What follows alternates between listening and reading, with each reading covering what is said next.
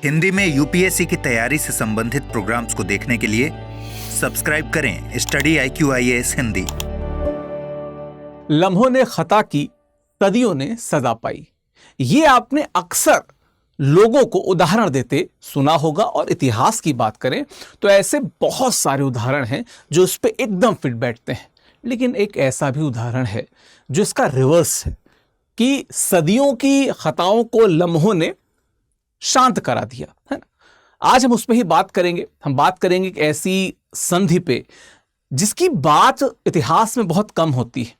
वो संधि जिसने, अगर कहा जाए तो वर्तमान जो वर्ल्ड ऑर्डर है उसको सबसे सही तरीके से रास्ते पे लाने का काम किया, जिसने नेशन स्टेट की थ्योरी को, जिसने संप्रभुता की बात को बहुत मजबूत किया। बहुत कम बात होती है, क्योंकि जब हम यूनाइटेड नेशंस को आगे आते देखते हैं तो इस प्रकार की संधियां अक्सर नेपथ्य में चले जाया करती हैं। लेकिन इन संधियों की अपनी बहुत महत्ता है, खासकर तब जब करोड़ों लोगों का जो लहू है वो बहा हो, आधा नहीं 1/3 जर्मनी वहां पे साफ हो गया हो। बड़ी बात है इस प्रकार की संधियों का होना। लेकिन ये संधि क्या है, क्या डिटेल्स हैं, इस सब पे विस्तार से बात करेंगे। विश्व पे क्या असर हुआ, और जब आप इंटरनेशनल रिलेशंस की बात करते हैं तो आप कह सकते हैं कि इस संधि को इंटरनेशनल रिलेशंस की मदर के रूप में जाना जाता है।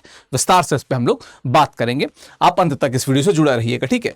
यह है वेस्टफेलिया की संधि। हम इस पे बात करेंगे, कहां पे है क्या नहीं है, इन सब पे डिटेल में बात करते चलेंगे। चलिए, तो ये मेरा टेलीग्राम है, इधर इंस्टाग्राम है, स्कैन करिए, जुड़िए, यहीं पे बातें, मुलाकातें, डिस्कशन सब होगा। मैं क्विज़ेस वापस से शुरू करूंगा। मेरी तबीयत ठीक थी नहीं, नासाज थी, तो मैं नहीं कर सका था। यही जुड़े, यहीं पे बातें, मुलाकातें होंगी। चलिए, अभी क्यों महत्वपूर्ण है, मतलब आपको लगेगा सर ये तो कितने वर्षों पहले की संधि है, आप इसकी अभी बात क्यों कर रहे हैं। बात इसलिए हो रही है, आप देख लीजिए, जिधर भी नजरें देखी है ना, जिधर देखो उधर खुदा है। वैसी वाली बात है कि रूस की यूक्रेन युद्ध जो है रुकने का नाम नहीं ले रहा है। चीन की जो विस्तारवादी नीति है वो बढ़ती ही जा रही है ना। अमेरिका फर्स्ट की जो नीति है, जहां पे वो आसपास के किसी भी देश को मुंह उठा के रौंद दे रहा है, हमला कर दे रहा है, ईरान के पीछे पड़ा हुआ है अभी तो, है ना। और ईरान का जो परमाणु कार्यक्रम है, इसको लेकर भी जो ऊहापोह की स्थिति बनी हुई है। इस प्रकार की कितनी ही ऐसी घटनाएं हैं जो ये बताती हैं, ये दिखाती हैं कि इस प्रकार की संधियों की इंपॉर्टेंस कितनी ज्यादा है, और शायद इस समय भी इस प्रकार की कोई संधि बहुत जरूरी है। चलिए, पृष्ठभूमि क्या कि लगभग 30 वर्ष तक युद्ध चला। 1618 से लेकर 1648 तक युद्ध चला, और युद्ध की बात करें तो लगभग 1.2 करोड़ के आसपास लोगों की मृत्यु हुई। लगभग 1/3 जनसंख्या जो जर्मनी की थी वो अकाल और महामारी से इस दौरान मर गई। और कारण क्या था कि कैथोलिक बनाम प्रोटेस्टेंट, सत्ता और भूमि का संघर्ष चला। देखिए, मैं आपको एक चीज बता देता हूं कि जो होली रोमन साम्राज्य की बात करते हैं, होली रोमन एम्पायर की बात करते हैं, वर्तमान के हिसाब से देखिए तो जैसे जर्मनी की बात कर लें, ऑस्ट्रिया की बात कर लें, चेक गणराज्य की बात कर लें, इन सब में बटा हुआ था। और वहां पे एक, जब कैथोलिक बनाम प्रोटेस्टेंट की डिबेट शुरू होती है तो एक बड़ा युद्ध शुरू हो जाता है। हर जो छोटा उठा राज्य था वो चाहता था कि हम मजबूत हो जाएं, बड़ा चाहता था कि हम इसको खा जाएं। और ये धर्म को लेकर जो डिबेट शुरू हुई, इसने तो और हिंसा बढ़ा दी और क्रांति को मजबूत कर दिया, ठीक है। तो कहीं ना कहीं भूमि को लेके, धर्म को लेके संघर्ष चल रहे थे, और वो संघर्ष इस प्रकार से हुआ कि आप देख सकते हैं कि कितने बड़े स्तर पे लोगों की क्षति हुई, ठीक है। अब हुआ क्या कि कहीं ना कहीं वहां के जो बड़े बौद्धिक लोग थे वो सोच रहे थे कि इस प्रकार की लगातार चलने वाले युद्ध को, या जो लोगों की हानि है, क्षति है, इसको रोकना चाहिए। तो एक संधि होती है जिसको हमने कहा वेस्टफेलिया की संधि। जर्मनी के 2 शहरों में होती है, ठीक है। एक है म्यूस्ट और एक है ओसेनब्रिक। इन 2 जगहों पे ये संधि होती है, और ये 2 जगहों पे यूरोप की प्रमुख शक्तियां आती हैं, संधि पे हस्ताक्षर करती हैं, और सामूहिक रूप से इसको वेस्टफेलिया की संधि कहा जाता है। 1648 में हस्ताक्षर हुए। पवित्र कौन कौन थे? प्रमुख रोमन सम्राट जो थे, स्पेन, फ्रांस, स्वीडन, डच गणराज्य, और 300 से ज्यादा जो जर्मन रियासतें थी, ये सब इसके पार्टी थे, ठीक है। महत्व क्या कि यूरोप के इतिहास की पहली बड़ी कूटनीतिक जीत थी जिसने विनाशकारी युद्ध को समाप्त किया, जो लगातार करोड़ों लोग की डेथ हो जाएगी। मतलब ऐसा डेथ टोल तो आपको पहले शायद ही कभी दिखा हो, है ना, कभी भी इस प्रकार की चीजें दिखी हो।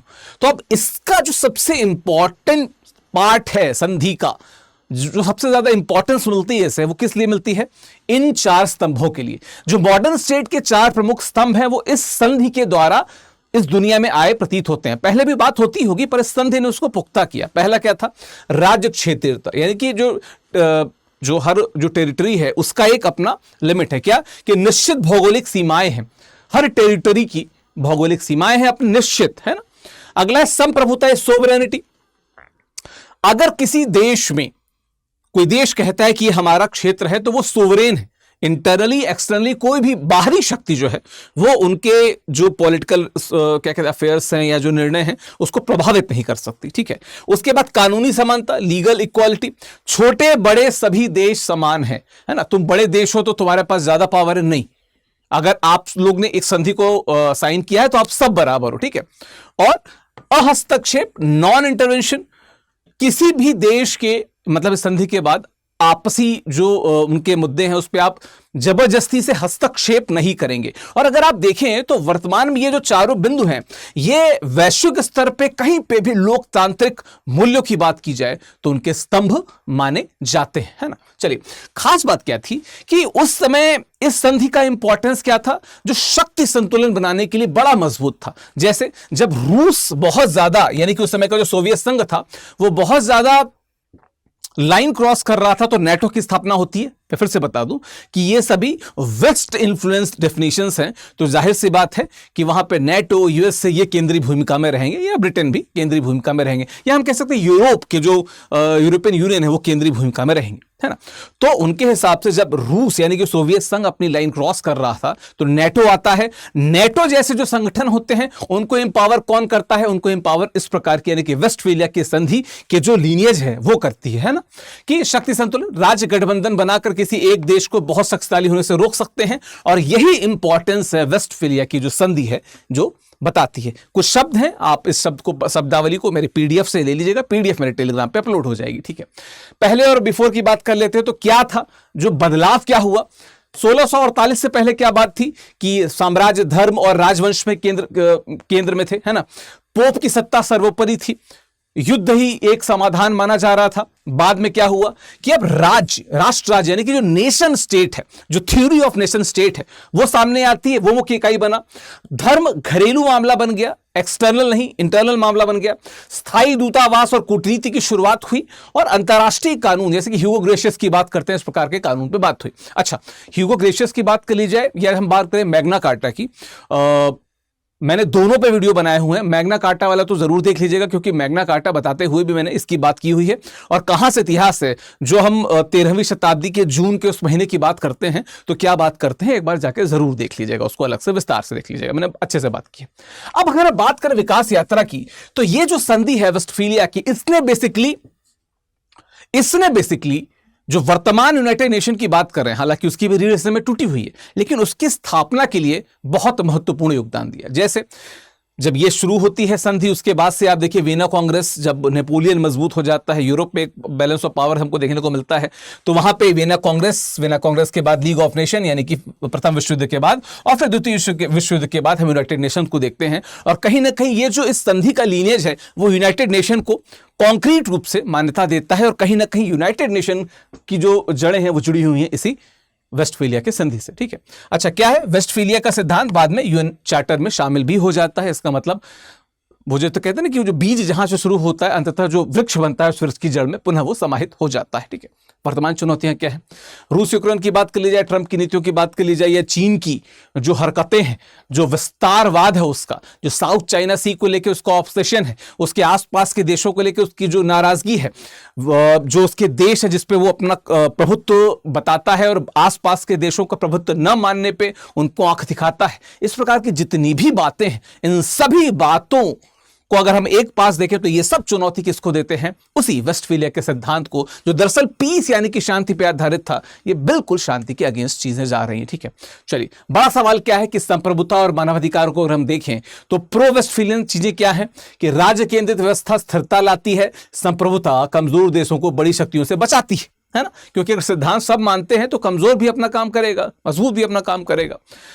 पोस्ट वेस्टफेलियन स्थिति में क्या है कि मानवाधिकार संप्रभुता से ऊपर है, जलवायु परिवर्तन और आतंकवाद सीमाएं नहीं मानते, और एमएनसीज राज्यों से अधिक शक्तिशाली हो गई हैं, आजकल एमएनसीज ही देश चला रही हैं। इसका मतलब क्या है कि जब पूरा विश्व, मतलब ये जाहिर सी बात है कि ये 1945 से पहले की बात है, ये 1945 के बाद जो चीजें बदली उसकी बात है। बात यह है कि आज के समय में कंपनियां भी इतनी मजबूत हो गई हैं कि बड़ी बड़ी देशों की अर्थव्यवस्था पे उनका इतना इंपैक्ट है कि वो अपने हिसाब से नीतियां और तमाम चीजों को गवर्न भी कर लेती हैं। इस पे भी कहीं ना कहीं बात लगातार हो रही है। खैर, भारत की बात की जाए तो भारत ने ऐसे बहुत सारे मुद्दों पे वेस्टफीलियन अप्रोच है उसको अपनाया है। जैसे जब हम पंचशील की बात करते हैं, है ना, तो नेहरू के 5 सिद्धांत जो थे, अहस्तक्षेप, संप्रभुता, इस जितनी सारी चीजें थी, ये वेस्टफीलिया जो की ट्रीटी है उसका ये क्या है, एक प्रकार से प्रतिफल या प्रतिध्वनि दिखती है। भारत किसी भी बाहरी हस्तक्षेप को स्वीकार करता है, संप्रभुता जिसकी बात करते हैं ना, भारत किसी भी बाहरी हस्तक्षेप को अस्वीकार करता है, संप्रभुता की बात करता है। हमारे संविधान में लिखा हुआ है, संप्रभु राष्ट्र लिखा हुआ है ना हमारे प्रीएम्बल में, तो भारत उसकी बात करता है। अच्छा, भारत रिस्पॉन्सिबिलिटी टू प्रोटेक्ट पे सतर्क है क्योंकि यह संप्रभुता को सीमित करता है। और चीन का जो BRI है, कि बेल्ट एंड रोड इनिशिएटिव जो है, कहीं ना कहीं भारत उसके अगेंस्ट में है, क्योंकि ये कभी भी किसी भी देश की संप्रभुता को साइट कर सकता है और अपनी छाप वहां पे एक प्रकार से नकारात्मक तरीके से छोड़ सकता है। ठीक है, तो कुछ विश्लेषण अगर देखा जाए तो उपनिवेशवाद इसकी सीमाएं हैं। ठीक है, क्योंकि केवल यूरोपीय गोरे राष्ट्रों के लिए थी। ठीक है, एशिया अफ्रीका की संप्रभुता को तो कुचला गया, दबाया गया। उसके बाद भी 1648 के बाद भारत का क्या हाल हुआ, इवन चीन का क्या हाल हुआ, हम सब जानते हैं, है ना।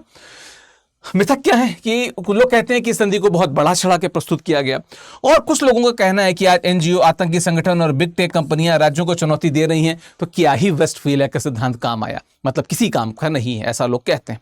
निष्कर्ष में क्या कह सकते हैं कि यह केवल एक इतिहास नहीं, आधुनिक दुनिया का सोर्स कोड है, जिसने दरअसल आधार बनाया इंटरनेशनल रिलेशंस और देश कैसे एक दूसरे से इंटरेक्ट करें और एक दूसरे की इज्जत करें, है ना, इसकी बात की। 21वीं सदी की चुनौतियां क्या, जलवायु, साइबर, मानवाधिकार के लिए इस व्यवस्था को विकसित होना होगा और संप्रभुता के साथ जिम्मेदारी और शक्ति संतुलन के साथ न्याय की व्यवस्था करनी होगी। यही ये सिद्धांत बात करता है। संप्रभुता क्या है, जिसके ऊपर कोई अन्य अधिकार नहीं, सबसे ऊपर सोवरेनिटी, ये उसकी ही बात करता है। जॉन ऑस्टिन ने इसकी बात कही थी। ठीक है, चलिए कमेंट बॉक्स में अपने जो रिस्पॉन्सेज है वो मुझे जरूर बताते जाइएगा। जो हमारा निर्माण बैच है, देखिए 2028 का है, इवन 2027 के लिए और 26 के लिए भी बैचेस हैं। आप 26 से मतलब हम SIP की बात कर रहे हैं, 2027 के लिए, 28 के लिए, 29 के लिए, 30 के लिए हर वर्ष के लिए बैचेस हैं, इंग्लिश, हिंदी, इंग्लिश तीनों में। ये इसका प्राइस है, विकास लाइव कोड का प्रयोग कर सकते हैं, मैक्सिमम डिस्काउंट मिलेगा। बैच की शुरुआत 26 फरवरी से हो रही है ना।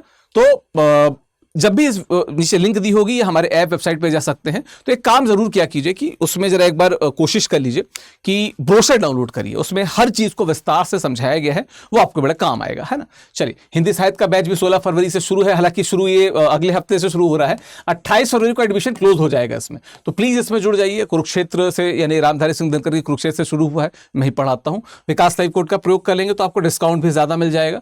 बाकी मेरा टेलीग्राम है, इंस्टाग्राम है, यहीं पे आपको PDF मिलेगा, यहीं पे सारी बातें होंगी। तो चलिए मिलते हैं आपसे नए वीडियो में फिर से एक बार। थैंक यू सो मच, धन्यवाद। हिंदी में UPSC की तैयारी से संबंधित प्रोग्राम्स को देखने के लिए सब्सक्राइब करें स्टडी IQ IAS हिंदी।